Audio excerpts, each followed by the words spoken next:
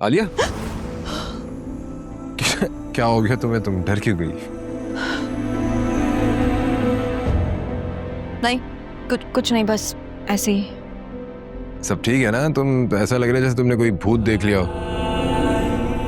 यही समझ लीजिए कि मैंने बाकी कोई भूत देख लिया। बाबा की वजह से परेशान हो? वो ठीक हो जाएंगे, तुम फिक्र मत करो। अगर बाबा को कुछ हो जाता तो मेरा और आयरा का क्या होता? जोया, हम सब तुम्हारे साथ हैं, तुम क्यों परेशान हो रही हो?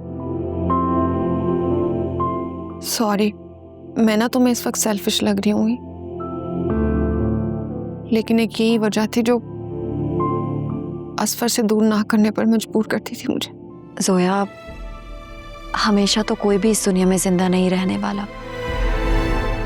आज हम हैं, कल नहीं होंगे, लेकिन तुम खुद को बाबा पर डिपेंडेंट मत होने दो।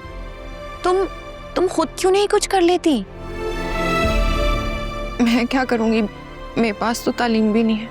कुछ करने के लिए तालीम का होना जरूरी नहीं है, बल्कि इंसान में जज्बा होना चाहिए।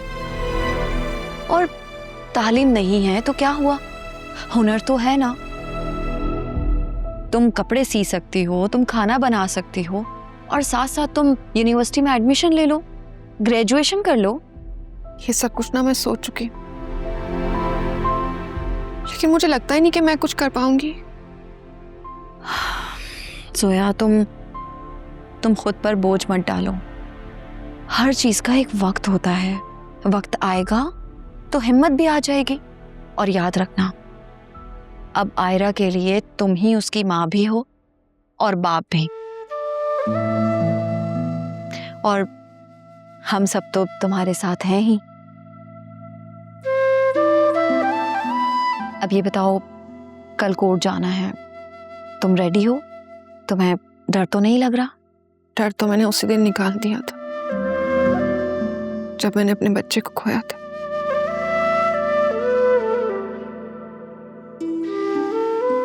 सोया, जो चला गया उसके लिए क्या रोना, लेकिन जो है उस पर ध्यान दो। ठीक कह रही हो। चलो अब मैं चलती हूँ, काफी लेट हो गया है। मेरी सास को ना मेरी फिक्र होने लग जाएगी। आ जाओ। चलो मैं तुम्हें छोड़ के आती हूँ।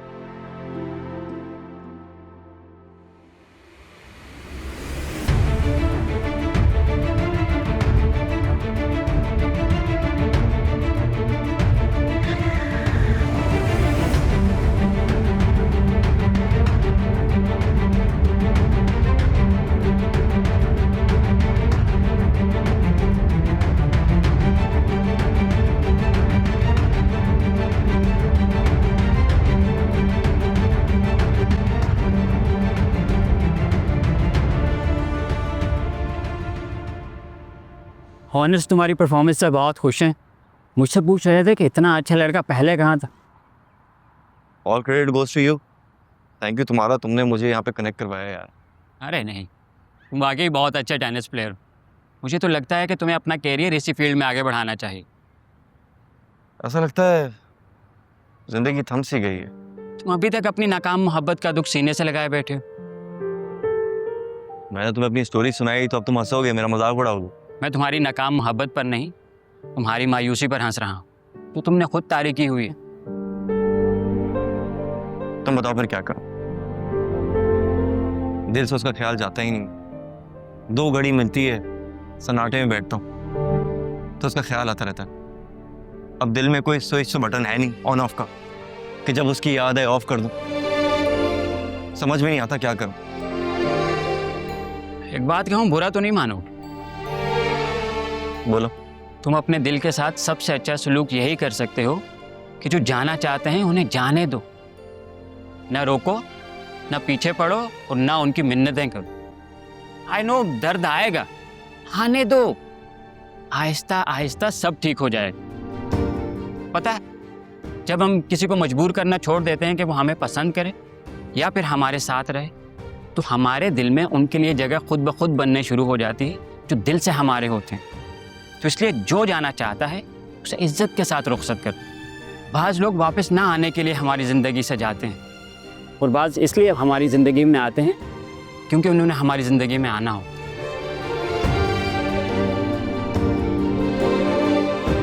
कहना बहुत आसान है, करना उतना ही मुश्किल।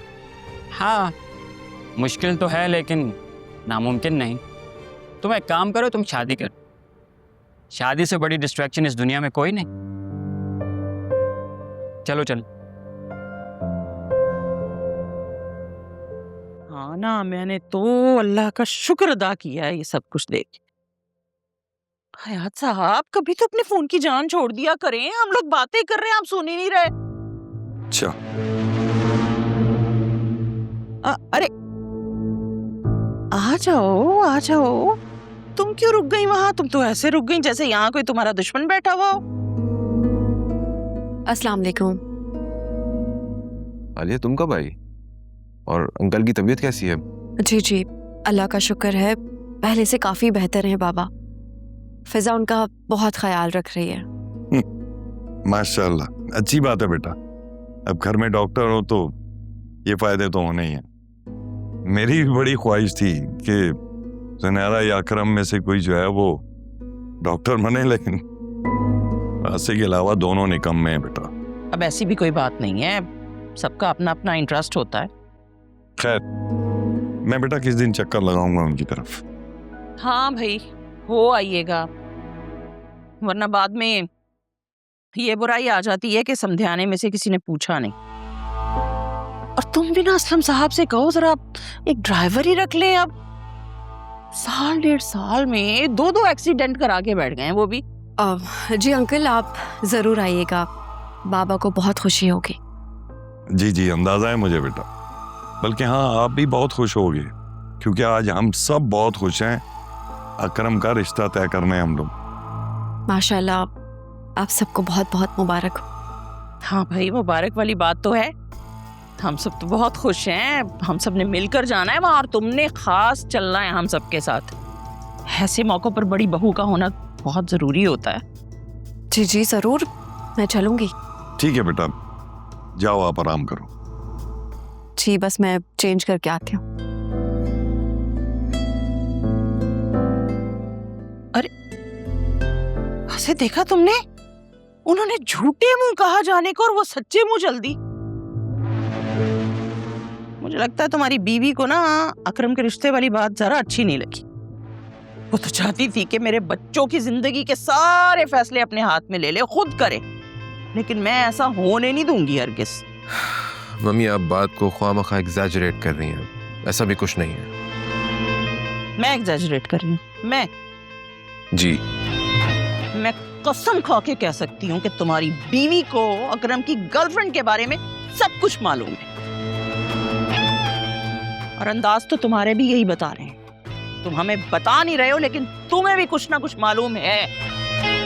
ये क्या बात है? अब मैं कहाँ से बीच में आ गया? सवाल ये पैदा होता है कि ये मौजूद दोबारा कहाँ से आ गया? क्यों थोड़े अरसे बाद, हर थोड़े अरसे बाद ये बहस छिड़ जाती है? माफ कर दो, छोड़ दो। अब तो रिश्ता तय होने जा रहा है करम का। जाओ बेटा, जाओ अपने रूम में आराम करो।